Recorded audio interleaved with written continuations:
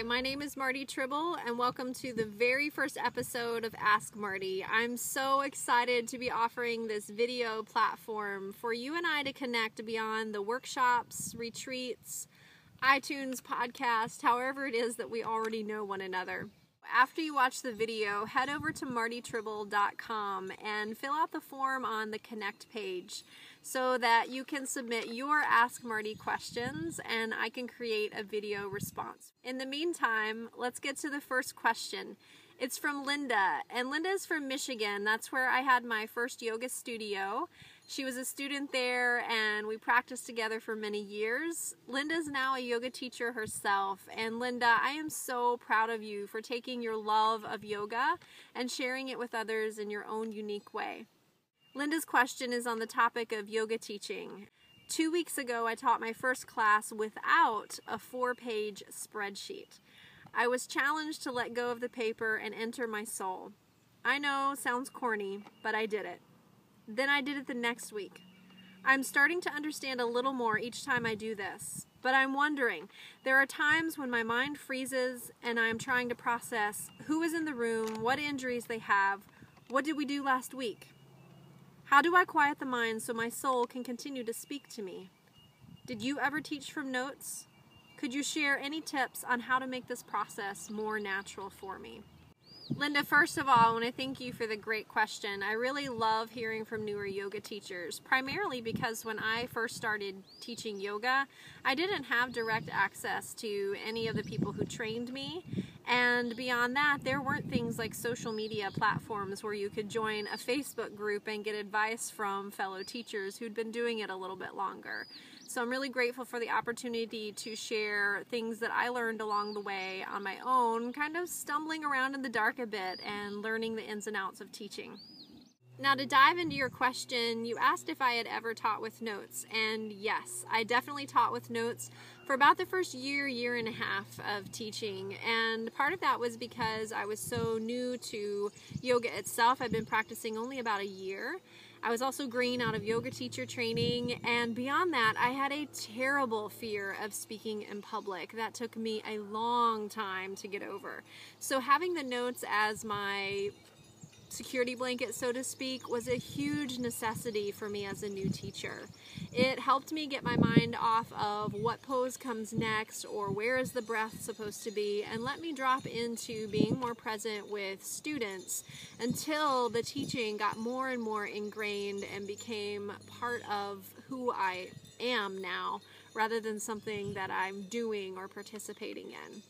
So in many ways, part of this becoming more natural is embodying the practice yourself. So the more that I practiced yoga, the more that the yoga postures became a part of me and the yogic lifestyle became a part of who I am and how I function on a daily basis. And I don't need a note sheet for that because it's part of me. I'm embodying it. So the more you get on your mat at home, which I know you're probably already doing, and the more that you bring the principles of yogic living into your daily life, the less you're going to find a need for a note sheet. And that takes time. It's a natural progression. You will literally be living the practice so that you don't need a cue card to tell you where things need to go next. The energy of your yoga classroom will tell you where things need to go next. What's coming off of the students will tell you where you need to go next. On the topic of remembering if you've taught a certain thing a previous week, you didn't specify whether you're teaching a series or regular drop-in classes, so I'll kind of hit that from both angles. If you are teaching in a series, such as a 6-week beginner series, and you need to get them from never having done yoga to ready for a drop-in style class in those 6 weeks, then it is going to be important that you have a step-by-step methodology that you're using and that you're not over-repeating what you've already taught them. If you're just teaching drop-in style yoga classes, or as I call them, drop-in, drop-out yoga classes, your attendance fluctuates, as you know, and you won't always have the same group of people in the class. What I like to remember here is I'm not a yoga entertainer. I'm a yoga teacher, and as much as it is popular to become a yoga celebrity these days, I feel like it's much more important to be a yoga teacher. And what people need when they're coming into the yoga classroom is not entertainment, but solid instruction. They need a foundation, something that they can build their practice on and come to week after week, build confidence, build clarity, build a relationship with their own body and their own breath. And I find that one of the biggest keys to that is teaching in a consistent way. So even though sometimes in our yoga teacher trainings we learn that we need to be endlessly creative, constantly mix things up, make sure that you're keeping it exciting and entertaining for your students so that your classroom stays full. To me, more important than a full classroom is individuals who have a full practice. And to me, that means this idea of delivering postures in a consistent way instead of confusing them with constantly new flows and new concepts and new themes and this and that. If I'm creating a structure where the same basic flow of class is the same each time, they can really get to know in an intimate way each posture, how their body feels in a posture, so they can tell when something has changed on a physical level. And once you get that familiar with yoga postures, you need less instructions, which means you can get out of your head, into your body, and start to feel not just the physical body, but the emotions that are trying to move through and process in a posture. And it really becomes a deep cleansing process because you've gone beyond the layer of how do I do down dog and into the layers of inhabiting the energy of downward facing dog and all of the possibilities that the posture opens up for you. So instead of trying to entertain or constantly mix up the poses, I recommend having a set sequence.